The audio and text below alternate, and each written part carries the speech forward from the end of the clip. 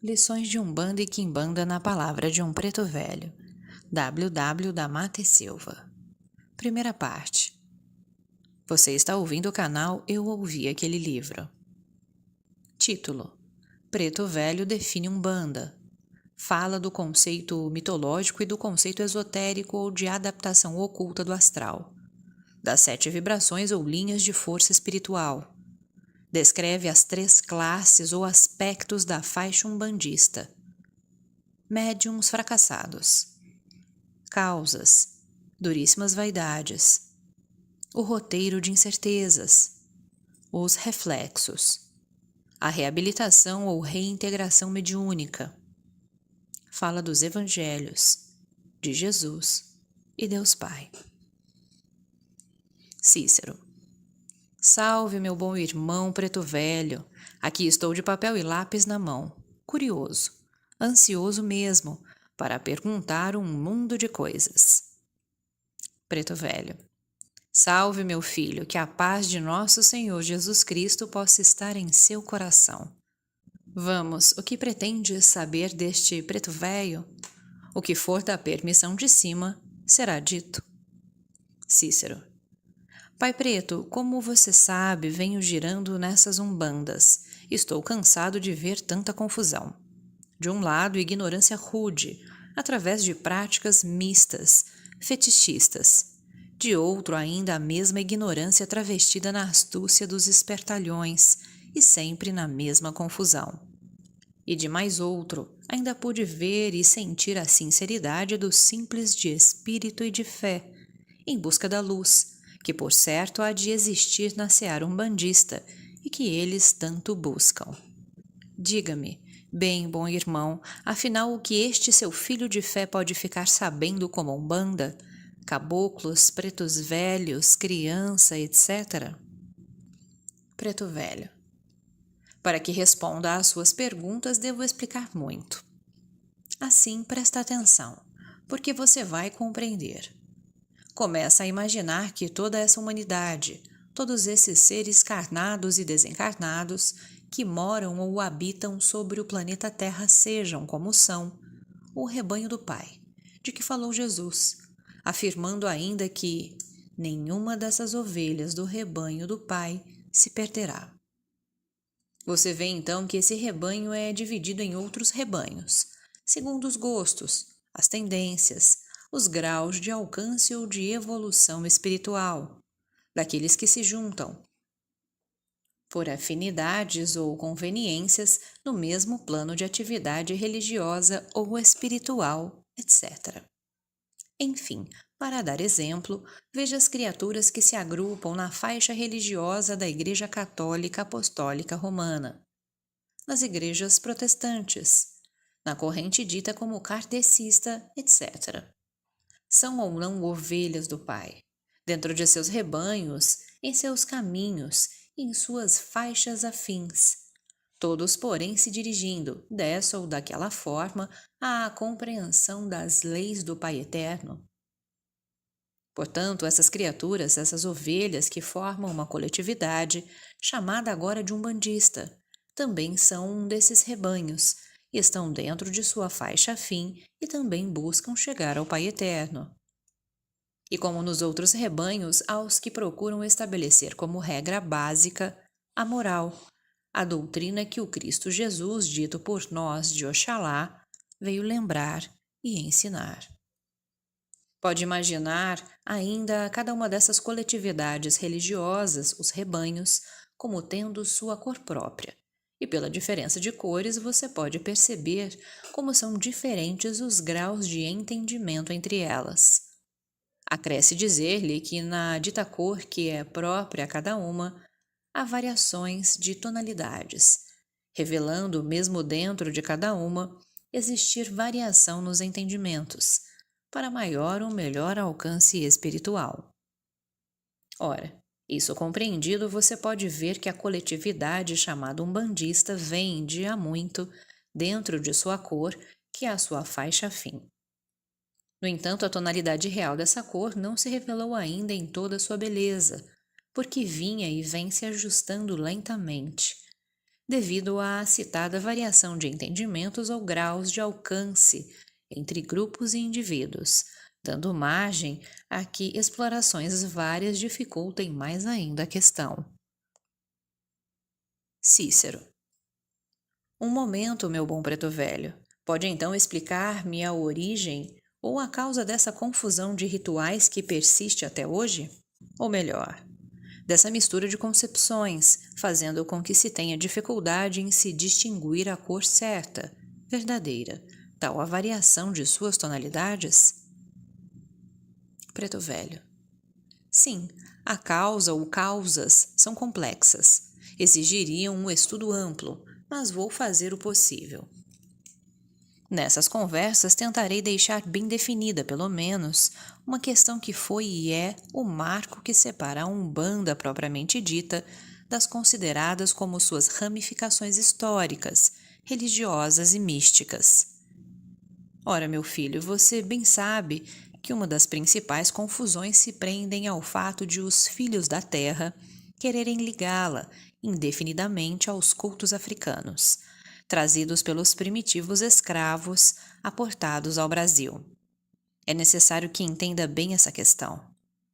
Há que situá-la em suas linhas simples, porque esse movimento de Umbanda surgiu exatamente para sanar, corrigir as danosas consequências provenientes da mistura desses cultos, com certas práticas religiosas, ou melhor, mágicas, dos índios, ditas como o adjunto da Jurema, que foram posteriormente denominadas pelos brancos como pagelança.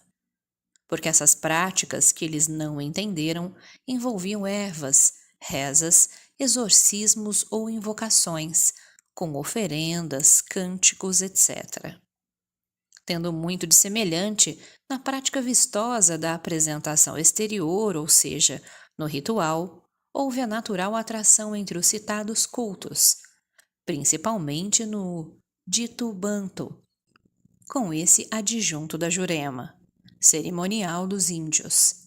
Dessa fusão surgiu depois o que veio ser conhecida como candomblé de caboclo, ou seja ainda, o que se diz como catimbó, espécie de degeneração desses dois citados sistemas de cultos, rituais ou cerimônias, o africano e o indígena. Toda essa mesclagem de práticas e concepções vinha e vem sendo executada através de variados e estranhos rituais. Acrescenta-se a isso a influência do catolicismo, mediante alguns de seus santos, que foram identificados, entre aspas, sincretismo com certos orixás. Depois, com o advento do espiritismo, dito kardecista, nova influência. Tudo isso, não esqueça, Cícero, norteando as linhas de afinidades dessa imensa coletividade que se conhece hoje como umbandista. Todos esses fatores causaram e causam variações nos ritos e nas concepções, as quais definem positivamente os graus de alcance ou os entendimentos que regem cada um dos agrupamentos, centros, tendas, terreiros, etc., de Umbanda. Cumpre agora assinalar certos pontos básicos para sua melhor compreensão, Cícero. Cícero. Pode prosseguir, meu velho, sou todo atenção. Preto velho. Há séculos que não existem mais no Brasil cultos africanos puros. Neles, a razão de ser ou a força de seus rituais se firmava na invocação de orixás, que é o aspecto fenomenológico, o contato com o sobrenatural, que eram considerados como espíritos superiores, deuses, senhores dos elementos da natureza, etc., e que nunca passaram pela condição humana. Era Xangô, deus do trovão, do raio, Ogum, deus da guerra, Iemanjá, deusa das águas, etc., que eram agraciados com oferendas diversas e apropriadas. As invocações, digo eu, eram feitas em seus rituais e acreditavam que os orixás ancestrais, os ditos como donos dos elementos, não podiam baixar, incorporar em um médium, chegar ao reino, mas mandavam seus enviados em seus nomes, representando suas forças. Eram os orixás intermediários. Ora, Cícero, pensa bem, quem eventualmente podia mesmo baixar, levando-se em conta que sempre houve médiums ou mediunidade em toda parte ou em todos os agrupamentos? Eu respondo: os seres desencarnados e afins a seus graus de entendimento, ou seja, de atração mental. Quais seriam, então, logicamente, os espíritos que poderiam baixar, representando os orixás? Na certa, Cícero, estás com essa pergunta na ponta da língua, não é mesmo?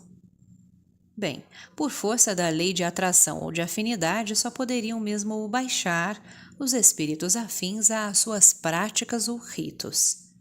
Nesse caso, eram os desencarnados de sua raça, antigos sacerdotes, babalaôs, e mesmo espíritos dos que foram seus chefes, e outros que tivessem condições para se aproximar, dizendo-se enviados de Ogum, Xangô, Yansan, Iemanjá, etc., a fim de não serem repelidos, caso se identificassem como um de seus desencarnados, pois nos cultos africanos, todos os espíritos considerados como eguns eram e são repelidos.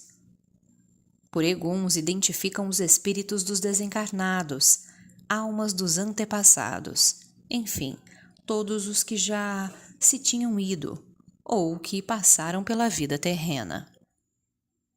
Cícero. Então, Pai Preto, o que se pode deduzir ou concluir disso? Preto Velho. É claro, Cícero, que não era do conhecimento consciente dos irmãos africanos, que invocavam em seus rituais os orixás. A verdadeira qualidade ou classe dos espíritos que baixavam nas filhas ou filhos de santo, dizendo-se ou identificando como Yansan, Xangô, etc. E foge também ao conhecimento dos que ainda praticam atualmente muito de culto africano, embora misturado, essa questão dos espíritos que eles dizem receber, como os seus orixás. Cícero. Dê licença, meu bom Preto Velho. Dentro dessa explicação lógica, sensata, pois se firma na lei de afinidades, começo a penetrar cada vez mais na questão. Assim é que tenho assistido em vários terreiros, os ditos como pais de santo, receberem, por exemplo, Yansan, que é muito festejada. Eles se paramentam todos quando ela abaixa, em saias rendadas, colares, etc. Queira repisar mais esse ponto. Quem estará mesmo baixando? Preto Velho. Foi bom mesmo você ter insistido nesse ângulo. Aí, Cícero, há dois aspectos a considerar. No primeiro, pode ser que o pai de santo tenha mesmo mediunidade ativa e dê passividade para um espírito feminino que esteja na sua faixa vibratória afim às suas práticas e rituais. Posso assegurar, entretanto, que na maioria dos casos, o que se passa está dentro do segundo aspecto. É o seguinte. Comumente o dito como babalaô, o pai de santo, cria em si uma condição anímica, plasmando em seu campo mental as qualidades do orixá, que ele pretende personificar e que geralmente é o daquele a quem se devotou. Entendeu, Cícero? Mesmo porque essa questão de mediunidade nos agrupamentos que ainda conservam alguma coisa de culto africano puro, que praticam algum ritual de nação, não é levada tão a sério, não é tão importante assim. Cícero. Pai Preto, diante de suas explicações, já compreendi o porquê de tanta confusão. Já assimilei a concepção sobre orixás dos africanos e já verifiquei qual o ponto fundamental que define o movimento genuinamente umbandista do que se possa entender ou praticar como o culto africano puro. Comprove se entendi bem toda sua explicação. Esse ponto é a concepção de orixá em relação ao aspecto fenomênico, invocatório, digamos mediúnico. Orixás ancestrais ou intermediários são seres ou espíritos superiores, nunca passaram pela forma humana, portanto nunca encarnaram. Únicos invocados em seus rituais de nação, nos quais não se admitiam os ditos como eguns, ou seja, quaisquer espíritos dos antepassados, ou qualquer um que tivesse passado pela vida terrena, humana. Assim, devo entender claramente que os espíritos chamados de caboclos, pretos velhos e crianças, tendo passado por inúmeras encarnações, são ipso facto, todos eles eguns, esses mesmos que estabeleceram a nova corrente já firmada como lei de Umbanda? Pai Preto: perfeitamente, Cícero. Ora, acha você, meu filho, que esse rebanho que vinha e vem dentro dessa faixa de afinidades complexas, se arrastando dentro dessas práticas, desses ritos, dessas oferendas, dessa mistura de concepções que envolvem misticismo, fetichismo, espiritismo, catolicismo, etc., sujeito a influências do baixo mundo astral, que o cerca vorazmente, vampirizando-o por via das ditas práticas que envolvem certas oferendas, despachos, etc. Podia, repito eu, esse rebanho, essa coletividade, vir rolando assim, às cegas, em meio a este mar de confusões, sem ouvir os ensinamentos de nosso Senhor Jesus Cristo, na adaptação a seus entendimentos? Por certo não, Cícero. A sabedoria divina achou por bem, então, processar um movimento novo dentro desses cultos, desses agrupamentos, no sentido de canalizá-los para essa nova corrente que veio a se denominar Umbanda. Cícero: pode ser mais claro ou dar maiores detalhes do porquê dessa canalização e quem agiu diretamente na formação desse movimento? Preto Velho: esse movimento foi feito, você já o disse atrás, diretamente pelos espíritos de caboclos, pretos velhos e crianças, obedecendo, é claro, a ordens superiores de cima. Veja, para compreender melhor, acompanhe com raciocínio o seguinte: a sabedoria divina, através dos espíritos mentores, vendo essa coletividade dita já como umbandista e analisando suas concepções, seu alcance espiritual, pelas tendências, pelo misticismo, pela religiosidade, pelo atavismo forte que nela imperava e ainda impera, estudou a melhor maneira de incrementar a sua evolução. De forma que, por ordem de cima, os espíritos mentores chamaram os espíritos de pretos velhos, de índios e de crianças. Todos esses cuja matriz perispirítica ou astral conservam ou dão condições a essas formas, por serem os espíritos afins, é claro. A essa coletividade com ligações kármicas para trabalharem esse rebanho e incrementar a evolução dessa coletividade. Bem como chamaram também espíritos elevados de outras condições, com um karma individual e grupal já superado, para ajudarem em missão aqueles. Todos se lançaram como pontas de lança dentro desse meio, ou seja, na corrente astral e na humana dessa coletividade umbandista, aproveitando de imediato a mediunidade dos encarnados, escolhidos para esse mister. Esses espíritos de pretos velhos foram requisitados, dentre os antigos babalawôs ou primitivos sacerdotes de muitas encarnações, experimentados e de grande conhecimento, bem como os de índios, dentre os primitivos paié e caciques dos Tupi-Nambá e dos Tupi-Guarani, etc., de comprovado saber e experiência, todos com encarnações da era pré-cabraliana, quando essas tribos ou nações estavam no apogeu de seus ciclos evolutivos.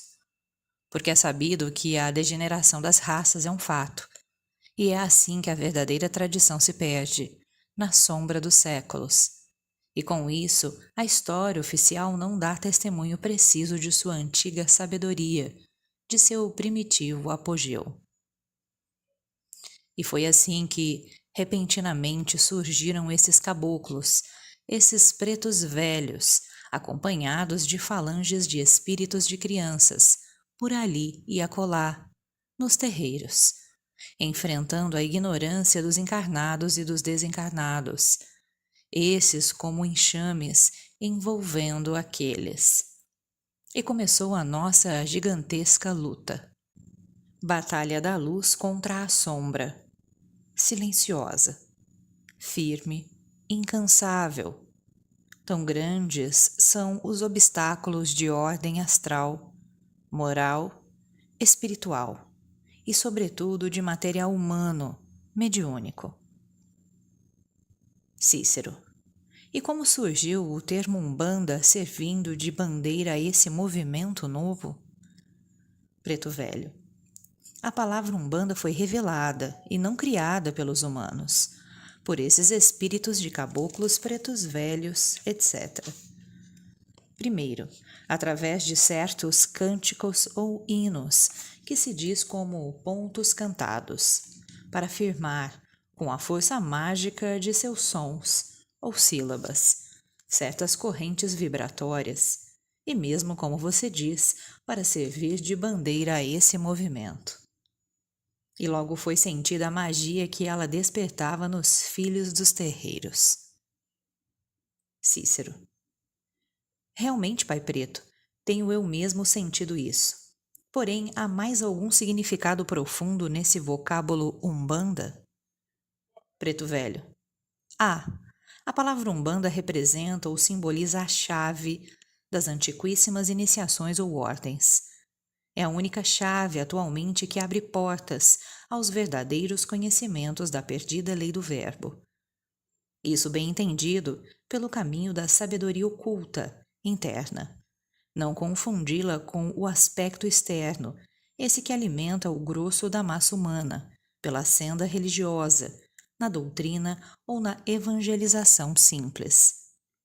Então, Cícero, o termo Umbanda, contendo em si um sentido tríplice oculto, traduz, de acordo com a lei do verbo, o seguinte: conjunto das leis de Deus. Em linhas gerais, portanto, Umbanda representa as leis eternas que atuam na coletividade umbandista, a fim de regular e impulsionar sua ascensão, tudo sob a guarda direta dos espíritos escolhidos para esse mister, os chamados de caboclos, pretos velhos e crianças, também. Cícero. Sabe, Pai Preto, já estranhava não ouvir referência a esses espíritos. Como surgiram na corrente astral de Umbanda? Preto Velho. Surgiram também pela necessidade, em virtude do fortíssimo arraigamento dessa mesma coletividade aos ibejis, divindades protetoras do parto duplo, dos gêmeos, do culto africano, os quais se confundiram, isto é, foram assimilados aos dois santos católicos, São Cosme e São Damião. Assim, veja a adaptação que fizeram ou que se impôs de forma estranha. Os agraciados tradicionalmente com oferendas, doces, manjares, etc., eram os ibejis. Transferiram, porém, essas práticas para Cosme e Damião, os santos médicos da Igreja Católica, que passaram de há muito tempo a receber essas oferendas em festejos, muitas das quais como promessas, pedidos ou pagamento de alguma coisa. Nesse caso, os Cosme e Damião, oferendas e festejos, tomaram um caráter genuinamente umbandista, ou seja, de adaptação oculta dentro da nova corrente. Segue-se que, havendo a natural atração das falanges de espíritos que ainda conservam os caracteres psíquicos ou anímicos de crianças, a par também dos espíritos que, além de conservarem esses caracteres psíquicos, têm ainda o corpo astral na forma de criança. Havendo, repito, a atuação desses espíritos de todos os graus, fez-se também sobre eles uma fiscalização, um permanente policiamento. E isso se deu por intermédio das falanges dos espíritos com formas de crianças, de luz.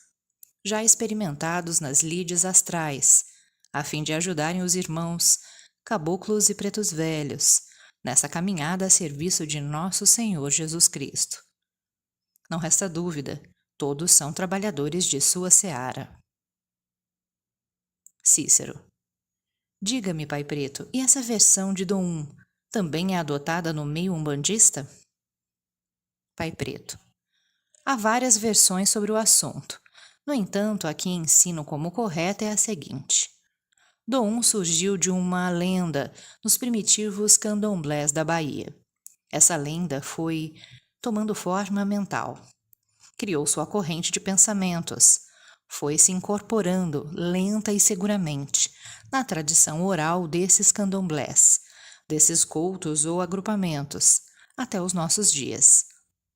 Tomou até forma material, simbolizada na menor das 3 estátuas juntas, ditas de Cosme, Damião e Dom Um. Agora, Cícero, é preciso que saiba o seguinte. O que se plasma embaixo, surge em cima. Deduz-se que surgindo e passando a existir uma corrente de pensamentos de caráter religioso, místico e fenomênico a respeito de algo, esse algo se torna uma força, e esta tem que ser ocupada espiritualmente, ou seja, passa a ser controlada. Passa a ter donos ou controladores vibratórios. Esses são, é claro, os espíritos de luz com os caracteres psíquicos ou anímicos de crianças, e que foram também encarregados de reger no astral inferior ou no plano terra mais essa faixa, passando a agir em relação com a supracitada corrente inicialmente constituída pelos encarnados. São, enfim, os inúmeros Dom-Uns que se apresentam nos terreiros através dos aparelhos. Portanto, quanto aos detalhes da lenda, são de menor importância e fogem às finalidades destas lições. Cícero. Está muito bem, meu bom preto velho. De tudo que você vem ensinando, vou fazer uma síntese retrospectiva para ver se entendi bem. Essa massa, conhecida atualmente como umbandista, vinha e vem se arrastando dentro da mistura de cultos denominados afro-brasileiros, repletos das mais complexas concepções. Houve intervenção do astral superior, em certa época, determinando uma ação conjunta e imediata caracterizada pela presença atuante, direta, quer no ambiente astral desses terreiros ou candomblés, quer através da mediunidade de seus adeptos, por parte dos espíritos de caboclos e pretos velhos, acompanhados pelas falanges de crianças. Esses espíritos podem ser considerados eguns, segundo o genuíno conceito africano, pois passaram pela forma humana, tiveram encarnações e respectivas experiências, e foram eles os construtores do verdadeiro movimento ou da nova corrente qualificada como Lei de Umbanda, essa que firmou princípios esquecidos e sabiamente fez as necessárias adaptações. Está correta a minha dissertação, Pai Preto? Preto Velho. Sim, vejo que alcançou o assunto muito bem. Cícero. Falta um assunto para o qual peço sua luz. Prende-se a uma espécie de incongruência, essa de se ver invocar, nos terreiros, espíritos de índios, os caboclos, para virem a par com os de pretos velhos. Saravá os deuses do culto africano, tais como Xangô, Oxóssi, Ogum, etc., no dia dedicado a certos santos da Igreja Católica. Como entender especialmente a presença dos caboclos sob a vibração de orixás e santos? Preto Velho. Como vê, bom filho, o assunto é complexo, mas foi todo firmado ou baseado na sabedoria da adaptação de forças. Assim presta toda atenção. É quase ponto fechado. Na maioria das correntes iniciáticas, espiritualistas e mesmo religiosas, a aceitação de 7 potências ou de 7 vibrações originais, que são as faixas vibratórias originais e afins aos seres carnados e desencarnados, influentes sobre eles, segundo seus graus de entendimento e inclinações. Fez-se necessário, então, que houvesse uma definição e aceitação sobre essas forças espirituais ocultas, com a respectiva adaptação à coletividade umbandista, pois essa já vinha dentro de certas práticas, invocando e aceitando algumas ditas como os orixás do culto africano, dentro do sentido religioso ou místico, e mesmo pela parte dos fenômenos cósmicos ou mediúnicos. Para essa adaptação, os espíritos mentores da corrente astral de Umbanda concordaram na identificação de 5 termos representativos de forças, conservados através dos séculos, pela tradição sacerdotal africana, e cuja origem vinha desde a remotíssima civilização lemuriana, da qual historicamente pouco se sabe. Esses primitivos sacerdotes africanos conservavam o sentido e o uso oculto ou mágico sobre esses 5 termos. Sobre essas forças, no recesso de seus antigos templos, que existiram no Alto Egito, quando, por seu poderio e grandes conhecimentos, a raça negra dominou o mundo. Esses 5 termos identificados de Orixalá ou Oxalá, Xangô, Oxóssi, Ogum e Iemanjá, além de representarem forças fenomênicas ou cósmicas, são mantras de expressão mágica que, dentro dessa adaptação astral, passaram a se identificar como as faixas vibratórias ou linhas, sobre as quais iriam ficar os espíritos, segundo o grau de afinidade e evolução, como orixás intermediários, guias e protetores, com atuação direta, é claro, na corrente da Umbanda, sob a roupagem fluídica de caboclos, pretos velhos e crianças. Esses 5 termos são mantras, dizia, porque, se invocados ou pronunciados, certo ou segundo o mistério de seus sons ou fonemas, em relação com as posições cardeais e com as cores, despertam poderosas forças elementais, etc. Recompôs, portanto, o sentido oculto ou mágico desses termos, e completou-se com mais 2, que estavam perdidos ou esquecidos. Como perdida está a lei vibratória do verbo, ou melhor, que a tradição iniciática perdeu. Esses nomes que se identificaram também como as 2 faixas vibratórias que faltavam e que completam as 7, são os de Iori e Iorimá. Então, para uma serena compreensão do assunto, vou definir conceitos. Conceito mitológico e religioso dos cultos africanos, predominância Nagô. Sobre as 5 forças ou potências que respeitavam e respeitam, e invocavam e invocam, que não se perderam através da remotíssima tradição oral. 1. Obatalá, ou Orixalá, Orinxalá, o mesmo que Oxalá. O filho de Olorum, o pai da humanidade, a nossa, é claro, inerente ao planeta Terra. Veio a ser identificado positivamente como Senhor do Bonfim da Bahia, ou seja, o mesmo que Jesus. Olorum era e é considerado como o único Deus Supremo, acima de orixás e, é claro, acima ainda de Obatalá, ou o chamado Grande Orinxalá, Orixalá, que também não é um orixá, é um Deus, filho do Deus único. 2. Iemanjá, deusa das águas, um orixá feminino, também venerada como deusa da fecundidade, domina o elemento água. 3. Xangô, deus do raio, do trovão, orixá masculino que domina o elemento fogo. 4. Ogum, deus da guerra, orixá masculino que domina o elemento ferro. 5. Oxóssi, deus da caça, orixá masculino que domina o elemento vegetal e as artes.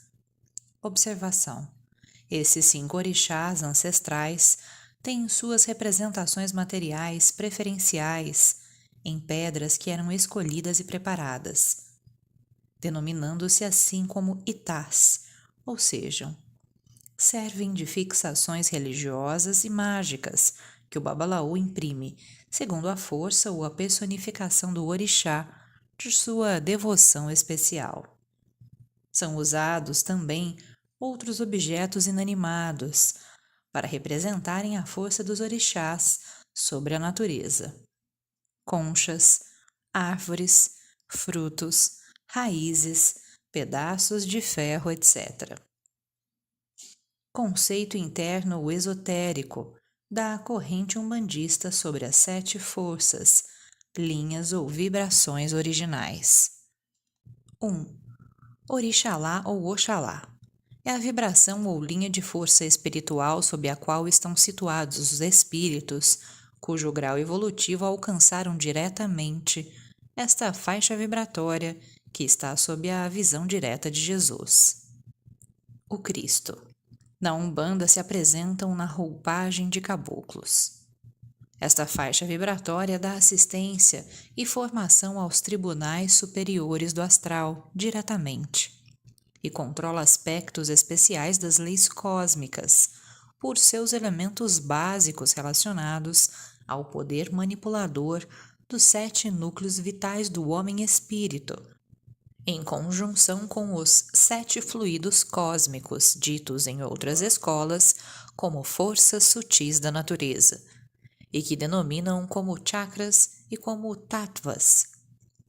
Em suma, é a linha do grande Orixalá ou Oxalá, o mesmo que Jesus. Segundo a lei do verbo, esta linha ou vibração de Orixalá reflete ou traduz o princípio incriado, que pelo aspecto das leis cósmicas controla o lado ativo que atua na natureza, e ainda o verbo solar, a ciência do verbo. Faz a supervisão das demais vibrações ou linhas subsequentes que atuam na Terra. Orixalá, a luz do Senhor Deus. Observação. Na assimilação exterior religiosa se aplica corretamente como linha de Oxalá, ou seja, a de Jesus. 2. Iemanjá. É a vibração ou a linha de força espiritual sob a qual estão situados os espíritos, cuja matriz perispirítica sempre definiu seus caracteres psíquicos na qualidade facultada pela matéria como femininos, e cujo grau ou estado evolutivo alcançaram esta faixa vibratória. Na Umbanda, apresentam-se como caboclas. Segundo a lei do verbo, esta linha ou vibração de Iemanjá reflete ou traduz o duplo princípio espiritual incriado, o eterno feminino. A força fecundante, pelo aspecto cósmico, atua na natureza, conjugando o ativo no passivo, o quente no úmido, etc. Iemanjá, princípio duplo gerante. Observação.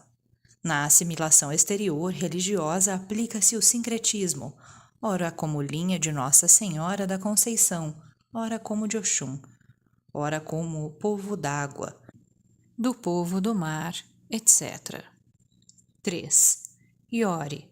É a vibração ou linha de força espiritual na qual estão situados os espíritos, cujo grau evolutivo alcançou esta faixa vibratória, e cuja matriz perispirítica ainda não dissolveu os caracteres psíquicos e atuantes infantis.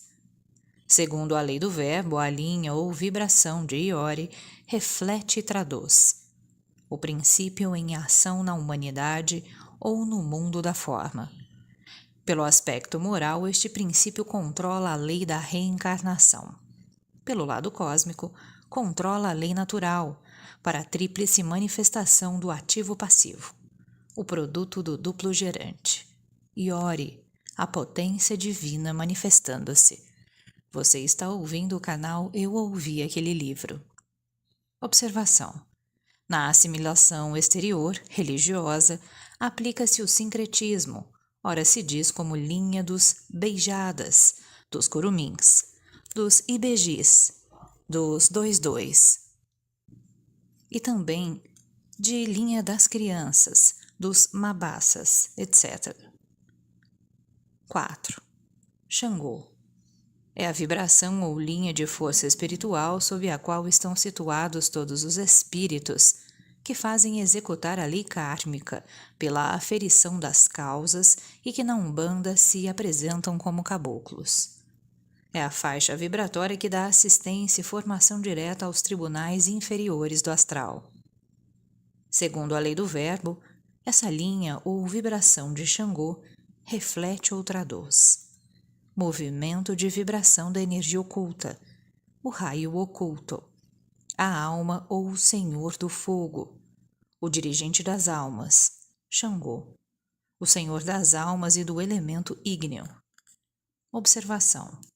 Na assimilação exterior religiosa, aplica-se o sincretismo, ora como linha de São Jerônimo, do povo da cachoeira, etc. 5. Ogum. É a vibração ou linha de força espiritual sob a qual estão situados todos os espíritos que controlam os choques consequentes da execução kármica, como cobranças e reajustes da lei, dentro de seus efeitos. É a faixa que atende nas demandas da fé, das aflições, das lutas morais, etc. Na Umbanda se apresentam como caboclos. Segundo a lei do verbo, essa faixa ou vibração reflete ou traduz a luta sagrada, o fogo sagrado. Ogum, o fogo da salvação ou da glória. Observação.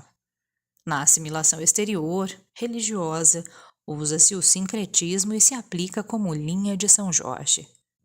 6. Oxóssi. É a vibração ou linha de força espiritual sob a qual estão situados os espíritos que se encarregam particularmente, dentre outros afazeres, da ação doutrinária ou de catequese. Na Umbanda se apresentam sob a formas de caboclos e caboclas, e dão também muita assistência aos males físicos e psíquicos. Segundo a lei do verbo, esta linha ou vibração de Oxóssi reflete ou traduz ação envolvente ou circular sobre os viventes da Terra. Esta faixa vibratória espiritual usa muito prana, dos elementos vegetais, na terapêutica oculta. Observação. Na assimilação exterior, religiosa, aplica-se o sincretismo, ora como linha de São Sebastião, ora como da Jurema ou dos caboclos da mata. 7. Iorimá. É a vibração ou linha de força espiritual sob a qual se situam os espíritos que podem exercer uma ação geral sobre os viventes ou encarnados. É a faixa vibratória que acolhe os magos da experiência, da sabedoria. É o mestrado da magia, envolvendo os aspectos da terapêutica natural e astral ou oculta. São os senhores do cabalismo, pela ação das rezas de força, etc. Na Umbanda apresentam-se como espíritos de pretos velhos. Segundo a lei do verbo, a linha de Orimá reflete ou traduz potência, ordem, princípio permanente. Iorimá, potência da palavra da lei, palavra reinante da lei. Observação. Na assimilação exterior, religiosa, aplica-se o sincretismo. Ora se diz como linha dos pretos velhos, ora como dos africanos, de São Cipriano, das almas, eguns, etc. Cícero. Uma pergunta vital, pai G. Quando defines, por exemplo, vibração ou linha de força espiritual de Oxalá, de Xangô, de Orimá, etc. E acrescentas, sob a qual estão situados os espíritos, etc. O que se deve entender claramente por vibração ou linha? Preto Velho. Quando se diz vibração original, é o mesmo que se identificar, assim, a força vibratória espiritual e cósmica de um espírito ou entidade espiritual que é senhor de um ou de vários elementos cósmicos e que está acima dos santos, anjos, arcanjos, etc. É, enfim, uma potência, uma potestade. É o que se define nesse conceito interno ou esotérico das 7 vibrações originais, as mesmas que os 7 orixás. Esses mesmos que se podem definir melhor assim, como 7 espíritos originais que, estendendo suas faixas vibratórias espirituais sobre legiões, falanges, agrupamentos de espíritos, por afinidade, formam as linhas. Então, linhas são nada mais, nada menos do que as legiões, as falanges, os agrupamentos de seres, carnados e desencarnados, que se movimentam sob o beneplácito, a proteção ou a ordenação das vibrações espirituais dos orixás. Cada uma dessas 7 linhas, é claro, está dentro de sua faixa de força espiritual e afim própria. Agora, Cícero, o que deve ficar bastante claro é o seguinte: quase todos confundem o exposto. O fato é que fazem confusão colocando santos da Igreja Católica como chefes de linha ou das vibrações originais. Como vês, é absurdo. O santo pode estar sob o comando da vibração original ou do orixá, isto é, ter uma alta função dentro da linha, mas nunca comandar a dita linha. Entendido? Satisfeito? Mas vamos ainda a um exemplo típico, quase regra, das variadas classificações existentes sobre linhas e que coordenam assim. Linha de Xangô, do orixá Xangô, que tem como chefe São Jerônimo, etc.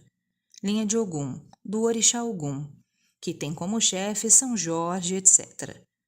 Bastam esses 2 casos para se ver que colocam os santos da Igreja Católica, São Jorge e São Jerônimo, como chefes, isto é, comandando os orixás Xangô e Ogum.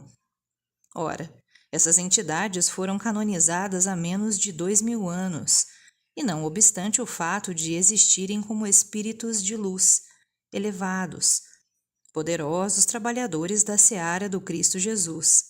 Não consta que tenham sido elevados ou que estejam acima de anjos, arcanjos, etc., e muito menos de potências ou potestades. De sorte que essa entidade, por exemplo, dita como São Jerônimo, pode ser um chefe de uma das 7 legiões da vibração original de Xangô, mas não o chefe espiritual de toda a faixa vibratória da linha de Xangô. Bem como essa relação ou confronto se aplica para o caso da entidade dita como São Jorge, que não é o chefe da linha de Ogum, é sim um chefe de uma de suas 7 legiões. Cícero. Mais uma pergunta, relacionada ainda com orixás e que considero essencial, a fim de consolidar por completo o conceito sobre as 7 linhas acima explanadas, e que considero lógico, racional, científico, iniciático, etc.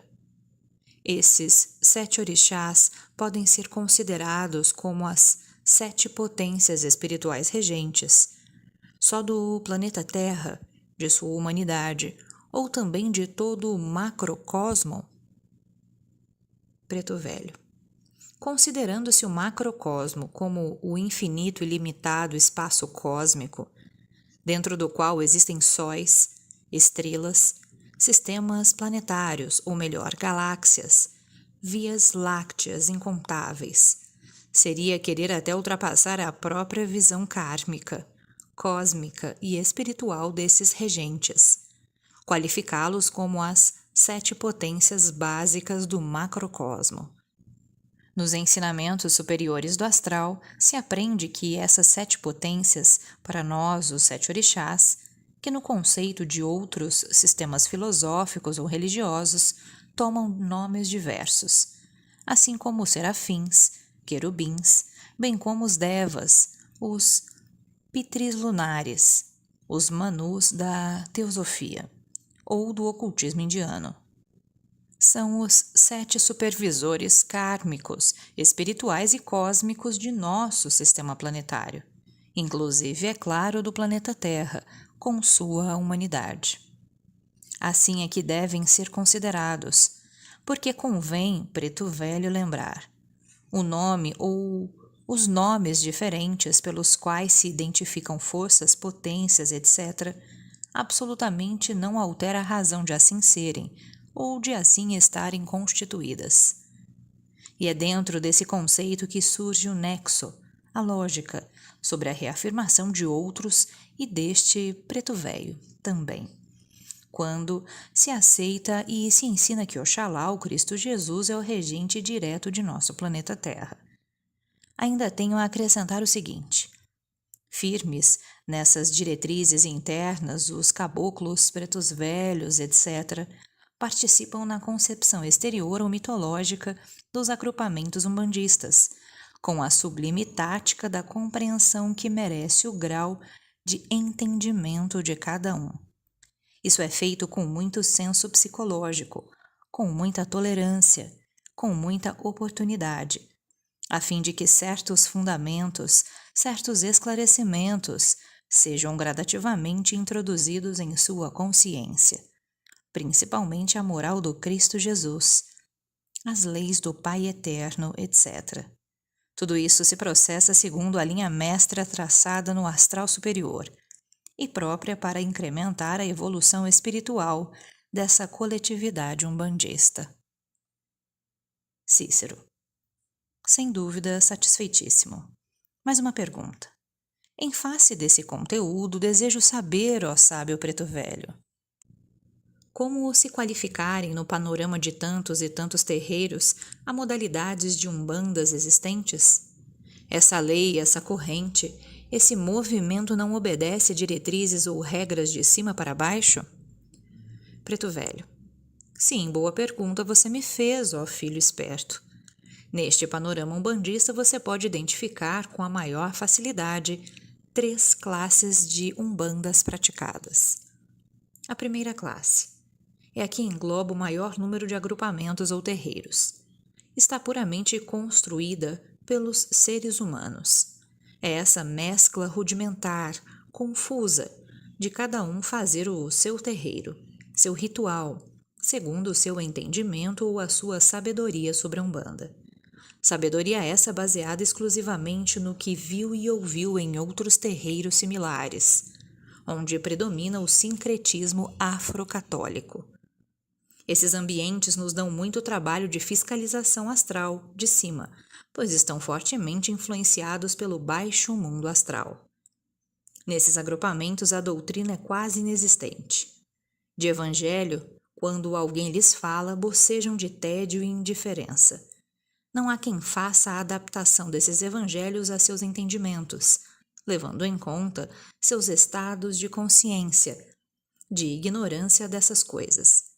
Mas o incremento da luz prossegue por baixo e por cima, firme e serenamente, enquanto eles se ocupam mais em tocar seus tambores e bater suas palmas. A segunda classe vem com menos volume de agrupamentos e se prende àqueles que são mais elevados, mais simples. Desejam praticar umbanda, pautada nos ensinamentos evangélicos, no que eles revelam de mais necessário. Para isso apelam para a corrente dos caboclos e pretos velhos, a fim de ajudá-los nesse mister. Fazem um ritual suave, sem palmas, sem tambores.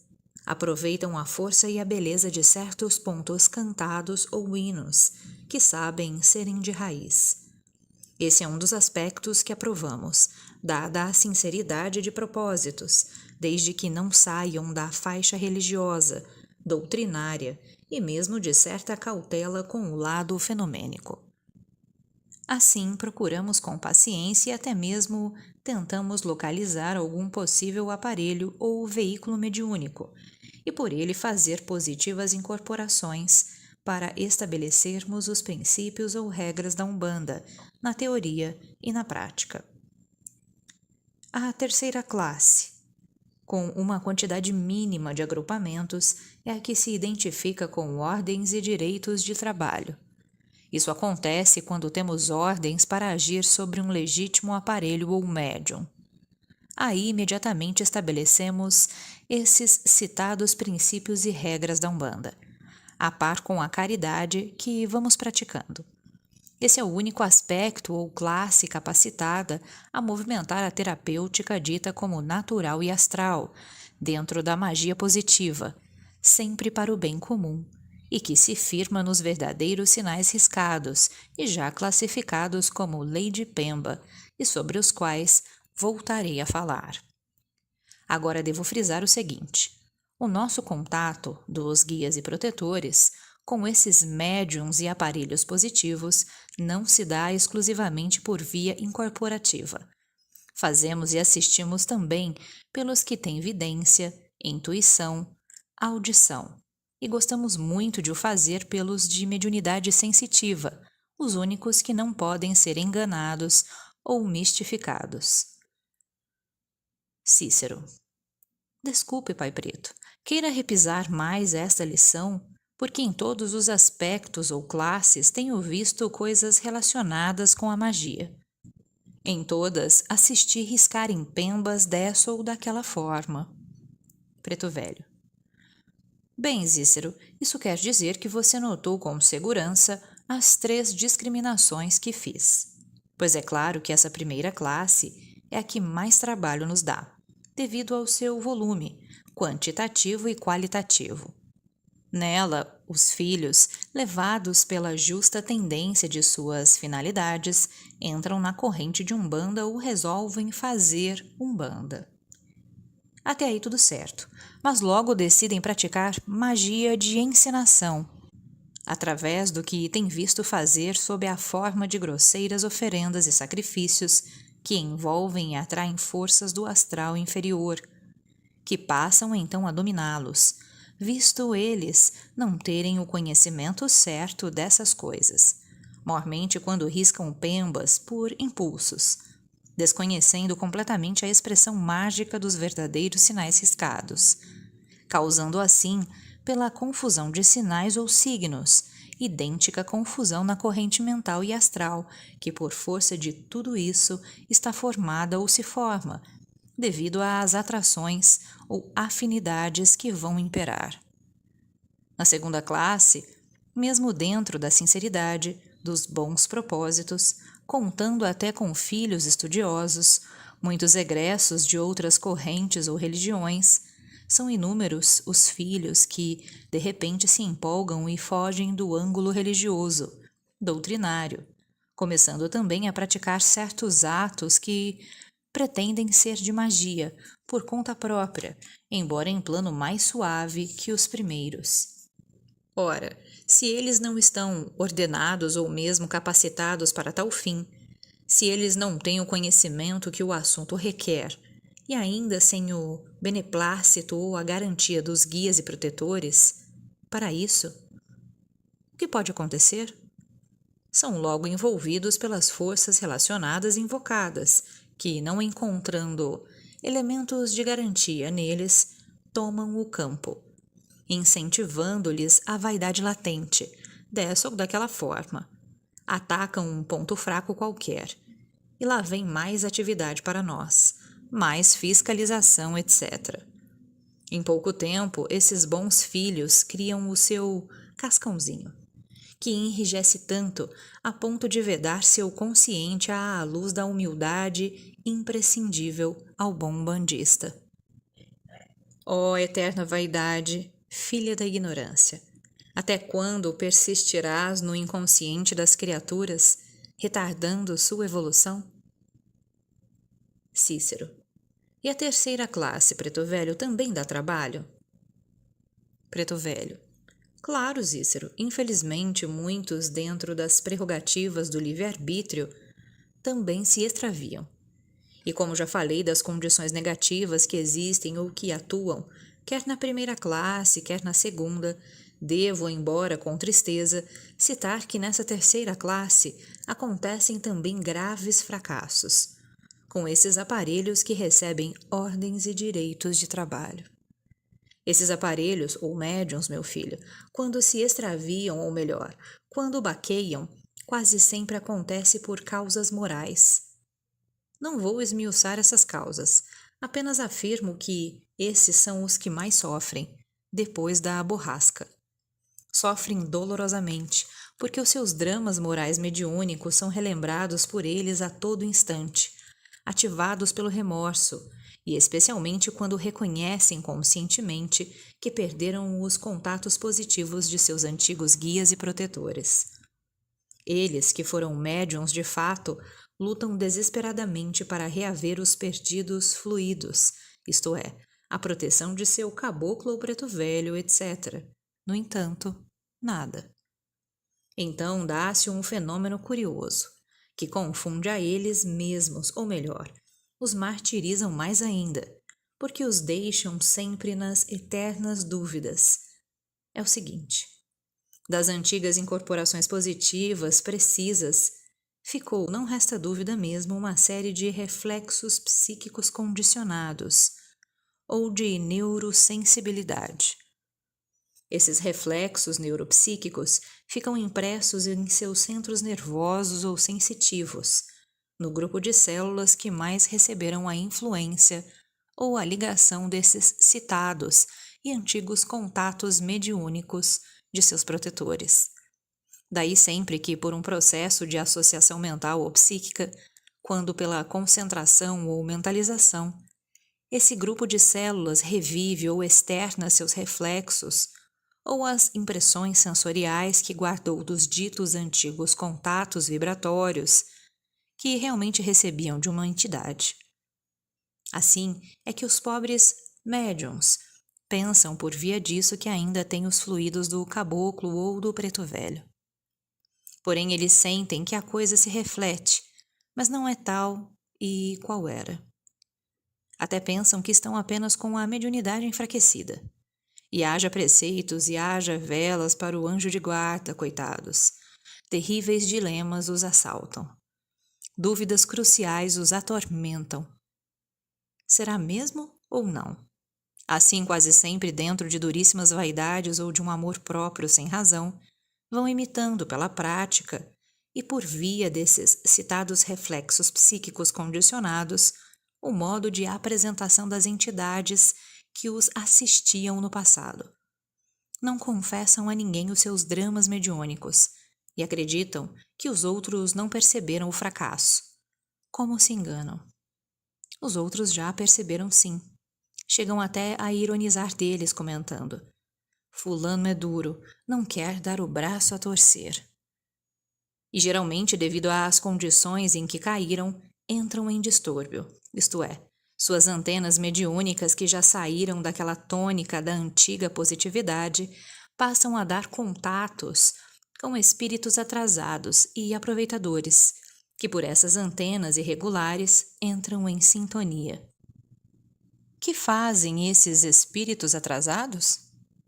Passam a influenciá-los, em nome dos protetores tais e tais. Aí é que a coisa toma um aspecto lamentável. São envolvidos, a vaidade incentivada, etc.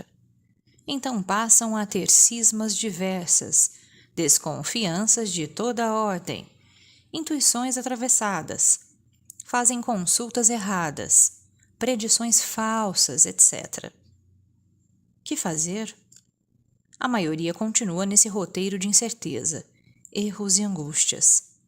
Porém, um ou outro ainda consegue reabilitação. Cai na meditação, na oração, num sincero arrependimento, etc. Recompõe-se na parte moral mediúnica. Entra na faixa da humildade, da tolerância e da compreensão, e certo dia vê surgir nova aurora espiritual. Surpreso, presa de doce emoção, chorando até, consta a presença viva, atuante, dos verdadeiros contatos mediúnicos dos antigos protetores. Ele foi perdoado e recebeu a volta deles.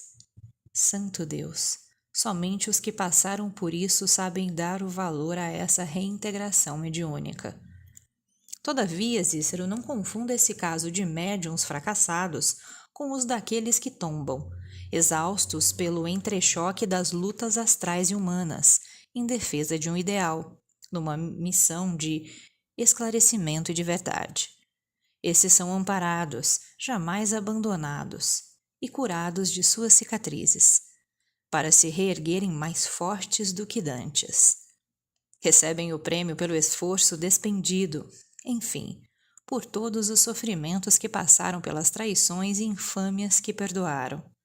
Quando lhes é dada a verdadeira iniciação pelo astral, e lhes conferem o sinal, pelo selo dos magos que surge na palma de suas mãos, a demonstrar-lhes que, de fato, somente a verdade ficará de pé.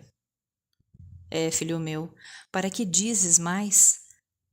Bem para a frente dessas lições voltarei a falar de assuntos semelhantes. Cícero.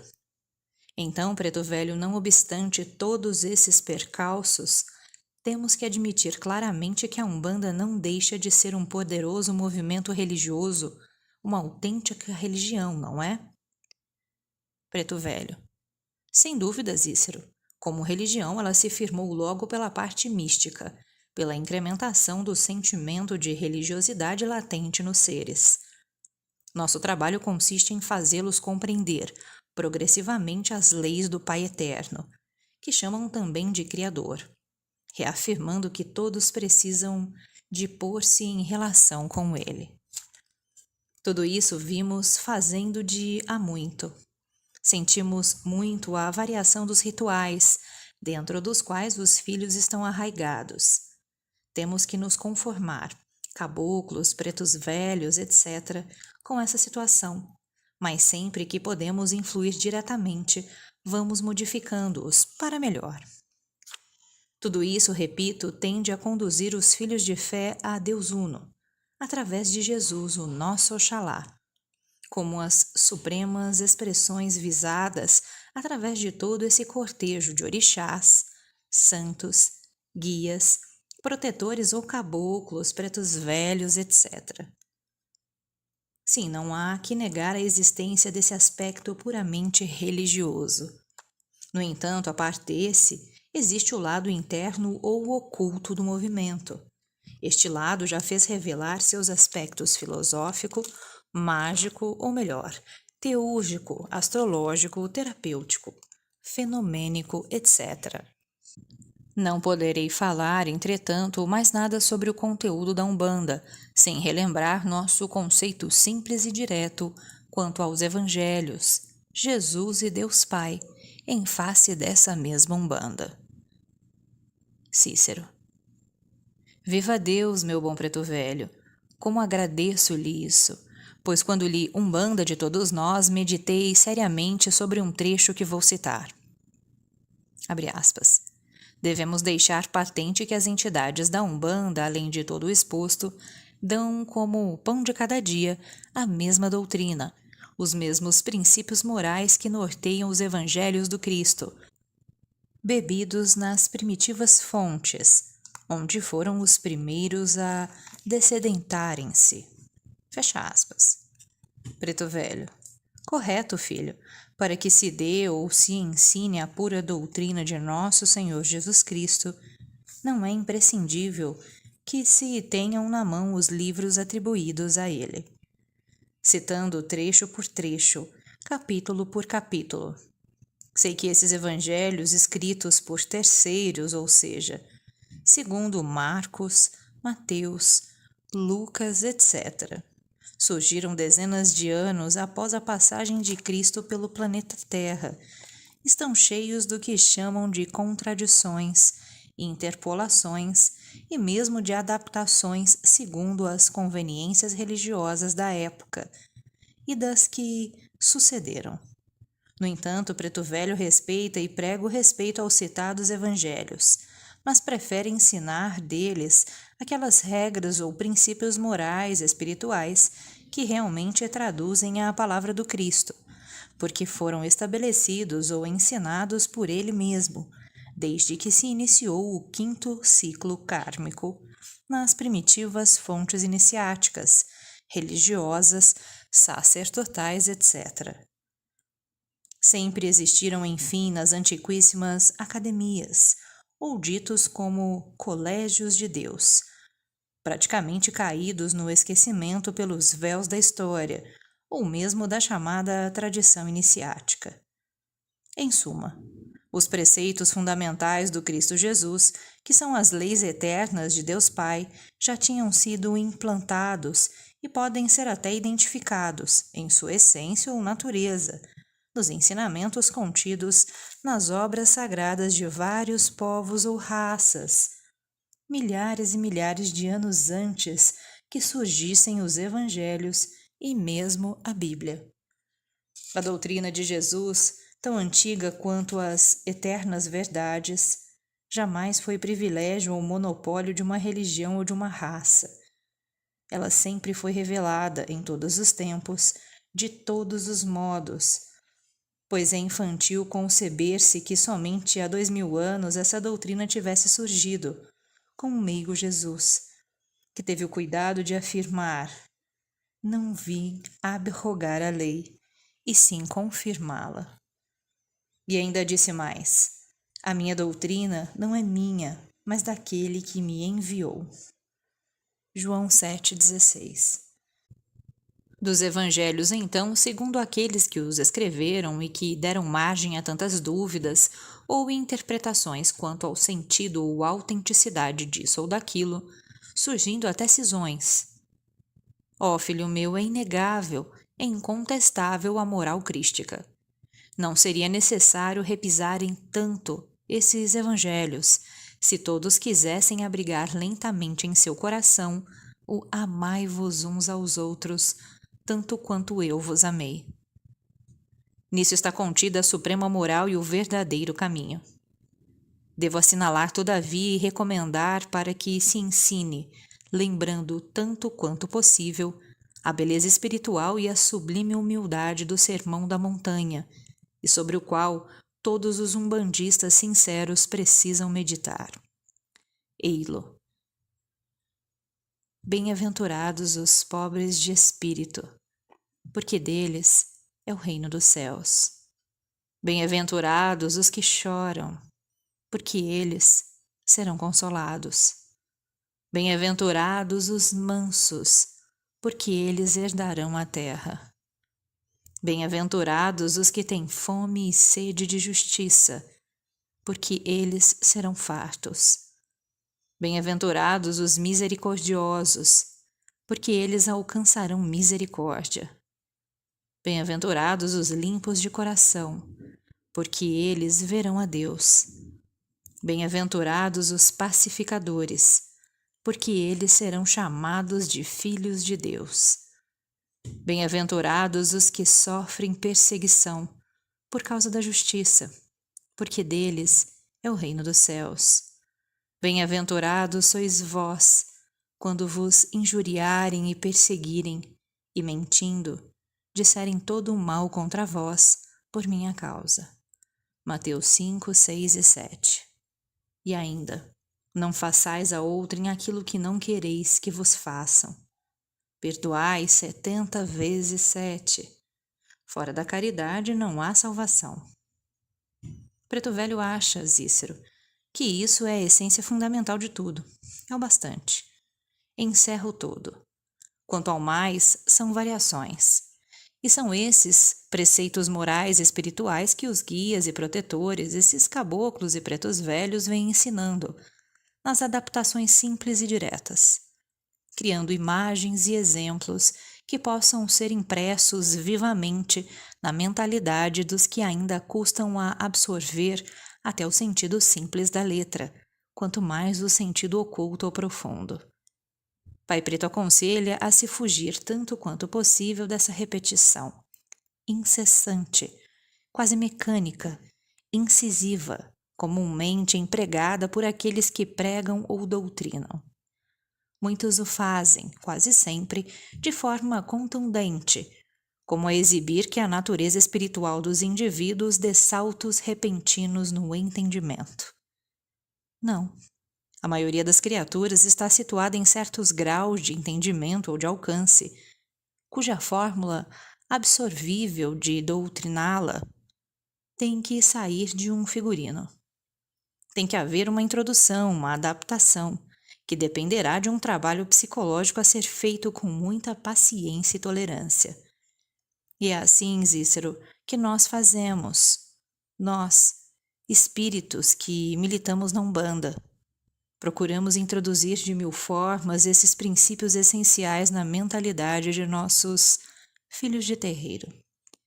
Sempre que temos oportunidade, sob a forma de um conselho, de uma advertência, de um exemplo qualquer, etc.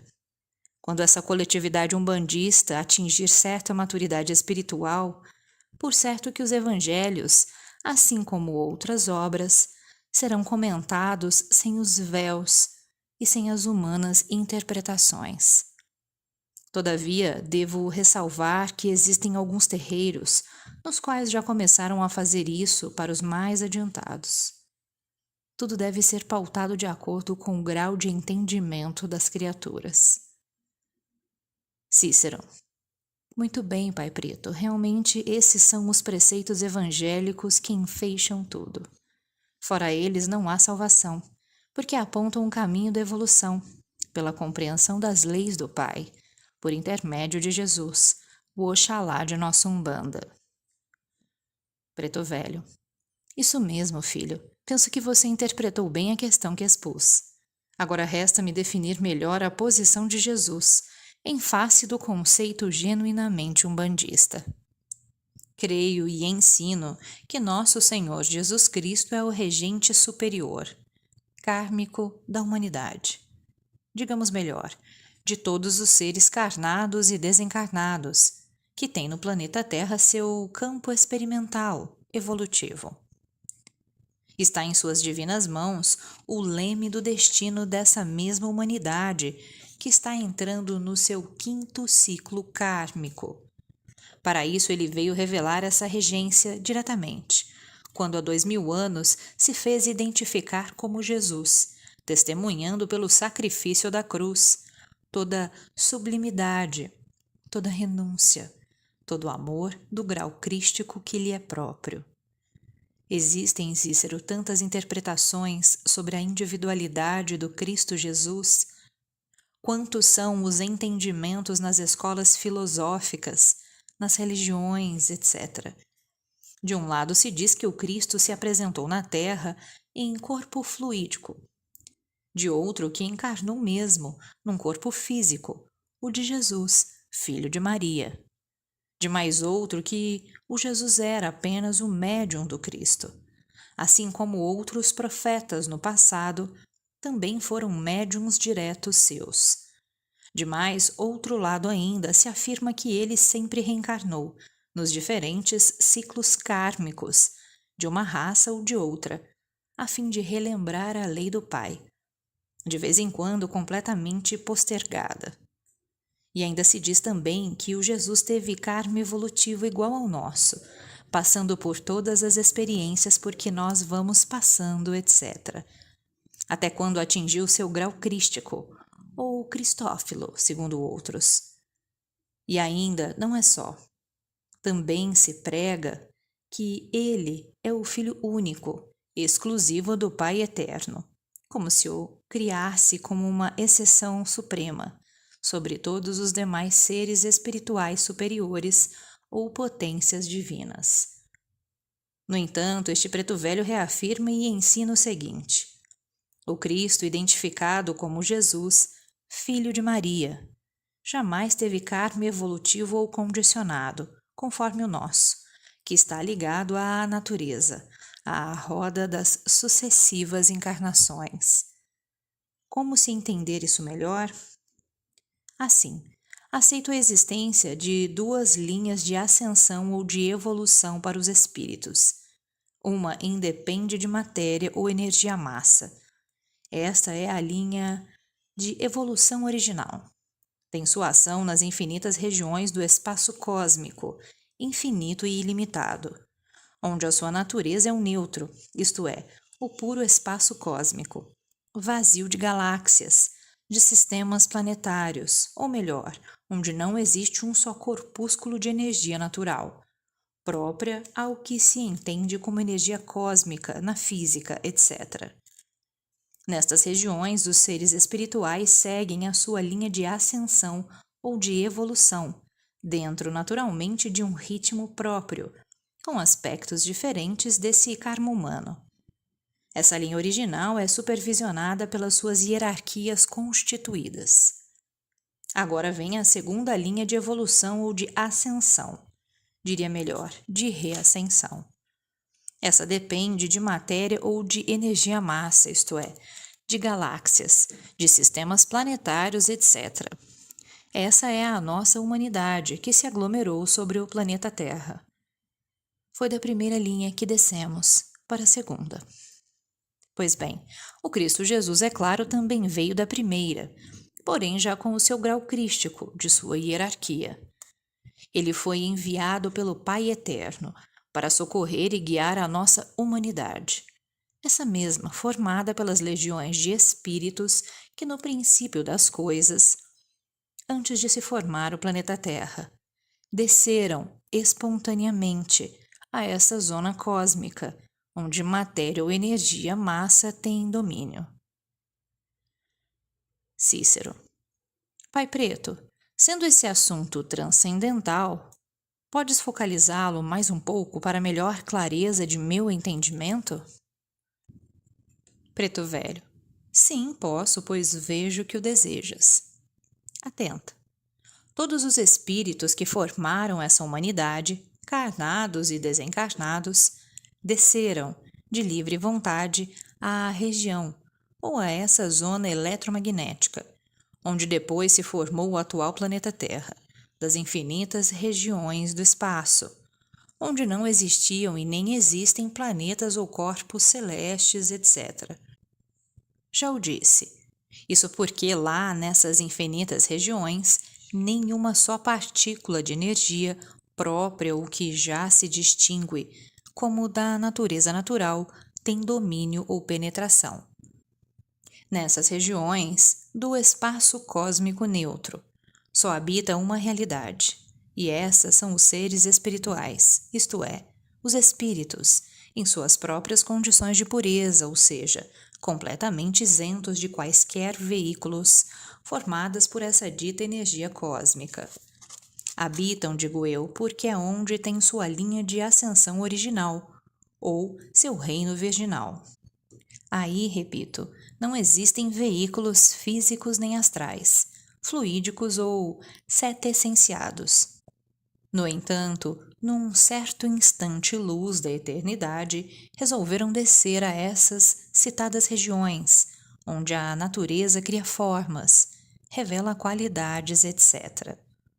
Fizeram assim, usando do livre-arbítrio, que foi a percepção própria de suas consciências, reveladas por Deus, que permitiu essa descida, em virtude de, dentro de sua infinita perfeição, jamais cercear a livre manifestação da vontade ou da ideia, que traduz as afinidades virginais dos seres espirituais. Você está ouvindo o canal Eu Ouvi Aquele Livro. Portanto, vendo a sabedoria divina que essas legiões de espíritos, que somos nós, encarnados e desencarnados de agora, tinham descido e já estavam envolvidas pela poeira atômica, que digo também como a energia una, homogênea, matriz das demais, já sujeitas a seus turbilhões, próprios de sua natureza, já enfrentando novas condições, devido a esse contato e condições essas que desconheciam ou ignoravam antes. Constatou assim que essas lições se debatiam num caos, tal a confusão que o dinamismo de suas próprias vibrações espirituais causaram por acréscimo nessa dita natureza, que hoje em dia é chamado pela ciência da física de energia, massa ou matéria. Era mesmo o caos, o princípio de que nos fala a Bíblia. E foi em consequência disso tudo que a sabedoria divina, ou Deus Uno, enviou, da hierarquia crística ou planetária, vários espíritos puros, a fim de reajustar essas legiões de espíritos que se debatiam às cegas dentro dessa nova condição, nesse caos, que seria, como foi e é, um novo modus operandi, ou campo experimental, bem como pela necessidade que surgiu de reorganizá-las, a essas legiões, ainda dentro de um novo karma. Dentre esses espíritos puros se encontrava o Cristo Jesus, nosso regente máximo, nesse quinto ciclo kármico, conforme já disse antes. Nesse ciclo se darão profundas transformações nesta humanidade, sob todos os aspectos. E que estas elucidações deste preto véio não te deixem muito perplexo, ó Cícero. Olha, quando essa atual humanidade estiver no meio deste quinto ciclo, daqui a milhares e milhares de anos, estará em tal estado de adiantamento espiritual que as concepções de hoje, as mais profundas, é claro, lhe parecerão tão infantis que não há exemplos a dar a fim de comparar. Como exemplo de relação, fica sabendo que existem planetas habitados por seres espirituais em tal estado de adiantamento, em tal grau de evolução, que para eles as nossas mais altas aquisições filosóficas, científicas, religiosas, sociais, etc., são etapas superadas há milhões de anos, e que a lembrança disso tudo apenas consta em seus arquivos astrais. É preciso considerarmos como justa verdade, já afirmada por entidades luminares de outras correntes, que o nosso planeta Terra, isto é, sua humanidade, é uma das mais atrasadas, sob todos os aspectos, dentro desse ilimitado panorama cósmico espiritual.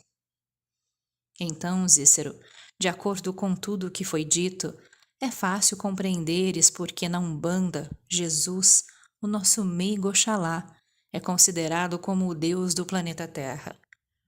Todas as entidades, trabalhadores espirituais de sua seara, não importa sob que forma ou aspecto trabalham, incansavelmente, para implantar suas leis, sua doutrina no coração dos filhos de fé. Tendo definido, portanto, essa questão, dentro de certos limites, Pai Preto pede, neste instante, humildemente, um agô para manifestar seu pensamento sobre o Pai Eterno. Preto Velho concebe o Pai Eterno como a suprema e imaculada realidade, única, que paira ou que está acima de todas as outras realidades.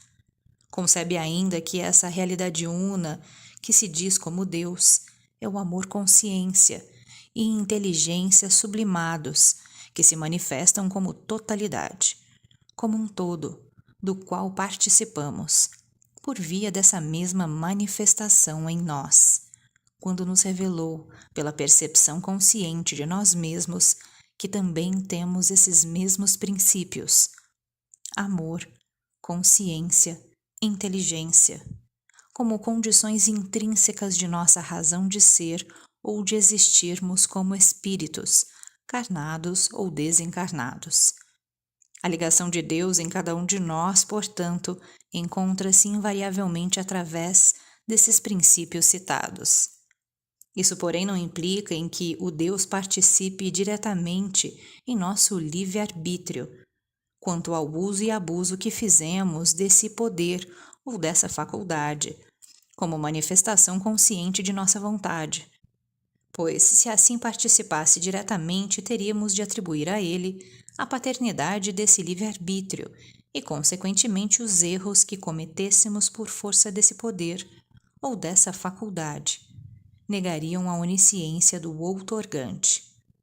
Assim não é como induz o sentido comum ou vulgar, embora a questão seja altamente filosófica, profunda ou complexa. O chamado livre-arbítrio é condição própria à consciência, à inteligência do espírito. Não nos foi dado nem criado por acréscimo. Todavia, não tem o alcance para definir a sua origem real, porque ela é tão eterna quanto nós mesmos. E quem pode definir ou alcançar a origem da eternidade? Somente o Pai Eterno. Cícero, filho meu, não te assuste. Preto Velho terá que filosofar alto assim, de quando em vez, pois não posso simplificar muito essas lições, porque assim estarei limitando muito o pensamento. Cícero. Bem, Bem, meu bom preto velho, confesso que sua explicação é profunda e noto que não empregou o termo criar, tão usado para assimilações comuns nesses assuntos. Tem alguma razão para isso? Preto velho. Sim, reconheço que muitos dos ensinamentos que estou dando e vou dar fogem bastante do que você qualifica de assimilações comuns. Devo compreender que em certos esclarecimentos importantes não devo nem posso vulgarizá-los. De fato, o termo criar, conforme as interpretações religiosas ou comuns, e ainda a par com o sentido que os dicionários lhe emprestam, prende o pensamento a um círculo de penetrações limitadas. Age sempre como uma espécie de atemorizador, sobre o qual todos se esquivam. Têm medo de raciocinar, porque pensam que estão ofendendo a Deus, quando duvidam da elasticidade ou da pobreza do termo criar, que se traduz como extrair do nada, e se vê que o nada é o não existente. Só existe nas letras desses dois termos. Toda manifestação do pensamento baseada no sentido comum ou religioso que pretendem emprestar a esses termos criar, do nada, do não existente, cai num vazio, cai no decantado mistério das religiões, o qual parece que foi empregado para rechaçar os raciocínios. É ou não contundir o pensamento, limitando-o sempre a esse vazio do não existente? É por isso que não uso o termo criar, porque ele nos leva a isso, e mesmo porque estamos com a afirmação atribuída a Jesus. Buscai a verdade que ela vos libertará. Libertar de quê? Dos entendimentos amarrados, cerceados, acorrentados a termos convencionais, humanos? Você está ouvindo o canal Eu Ouvi Aquele Livro. Nota do autor. E com essas últimas palavras, o preto velho despediu-se de Cícero, dando por fim dessa longa consulta, em virtude de já sentir seu aparelho dando sinais de cansaço, pelo sistema nervoso sensorial, e mesmo porque já tinha sido balançado por sua entidade de guarda, que estava vigilante. Tudo ficou para a próxima reunião. Antes de subir, porém, determinou que assim que o aparelho voltasse a si, lhe dessem certa composição de sucos de frutas, um excelente restaurador de forças nervosas despendidas.